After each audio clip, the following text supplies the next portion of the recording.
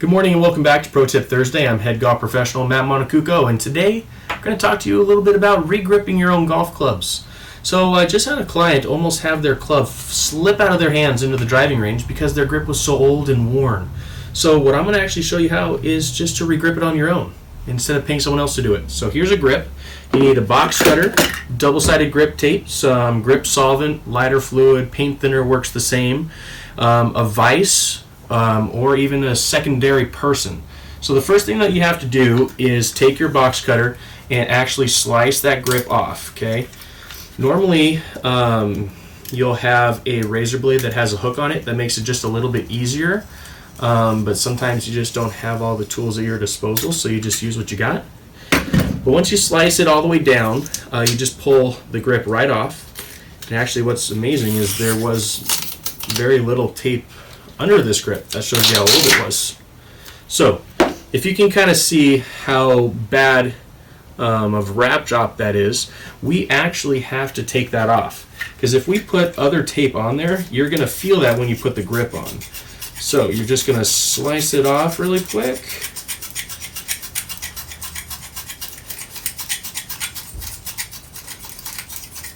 So one thing to keep in mind when we're doing this is steel shafts are a little bit easier to do when you're cutting the grip off because you don't necessarily have to worry about how hard you're pushing that razor blade down. It's the graphite shafts that get a little tricky and you want to be very gentle on, because think about graphite, okay? It's very fragile, and if you crack it or splinter it when you take a golf swing, you could just make it really bad. So when you're using that graphite shaft and you're cutting off that grip, just be very, very gentle and careful, as though you're just trying to cut the actual grip off instead of trying to touch the shaft itself.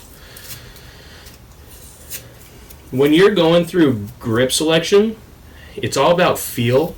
What I'm putting on here is just a standard size grip. Personal preference to me is I like mid-size.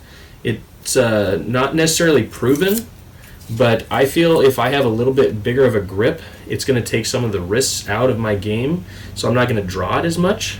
And that's kind of true when you talk about putting, because in putting they give you those super stroke grips because they help take the wrist out. So I said, hey, if that's the same with putting, shouldn't it be similar to actually swinging a golf club?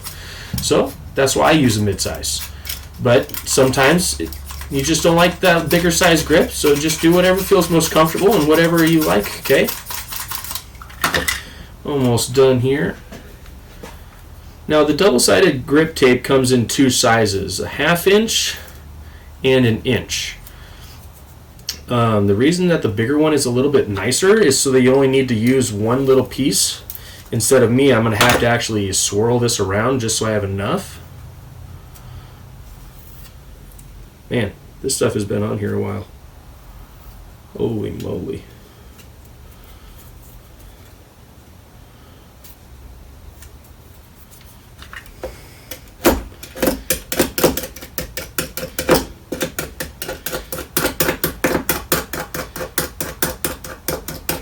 Okay, almost there.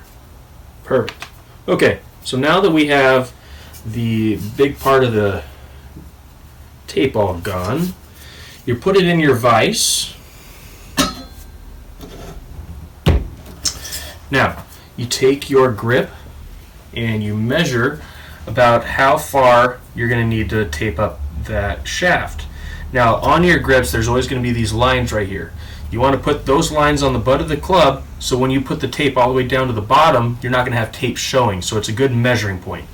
Or you take your grip, you slide that tape all the way down, measure it, and tear it. Okay? So when you have the big piece, you just put it on like this, and then take it off. So what we're going to do is we're going to cheat, and I'm just going to show you guys how to do that. Let's get it all nice. Then just peel that one side right off.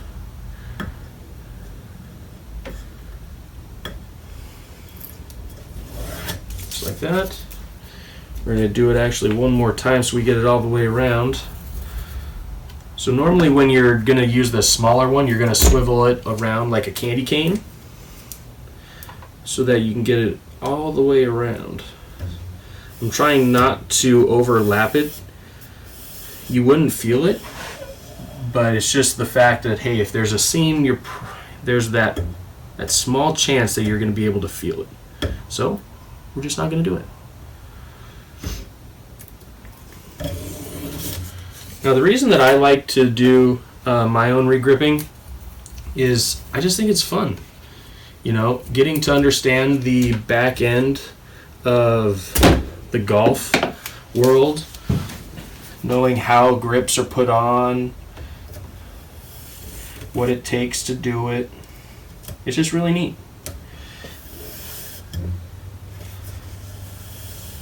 Okay, so now we got the tape all on there.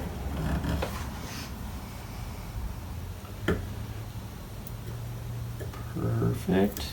Okay, so I have a little bit extra off the end. You're just going to twist it in there and push it in the bottom. Now comes the fun part. So on the bottom of every grip is a small hole. What you're going to do is you're going to plug it with your finger, and then you're going to spray your solvent into the other end.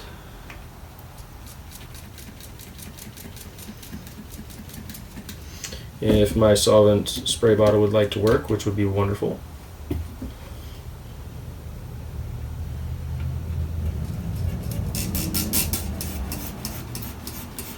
Now there is such a thing as too much solvent, but one thing to keep in mind when you're regripping your clubs, if you don't use enough, you're not going to be able to get it on.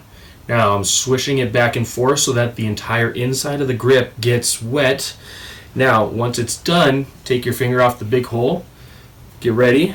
Once you pull your finger down, it's just going to be a nice little waterfall and you're going to get your actual tape all wet. Now once it's done, you quickly get on here, bottom to top, and you push. Perfect. Now, the important thing now is when you have it in your vise or you have your other person holding it, is you start to twist it and make sure that it is all square. Take it out of your vise. Make some small adjustments. And voila, there's a brand new grip on a club. Hope you enjoyed Pro Tip Thursday. We'll see you next time.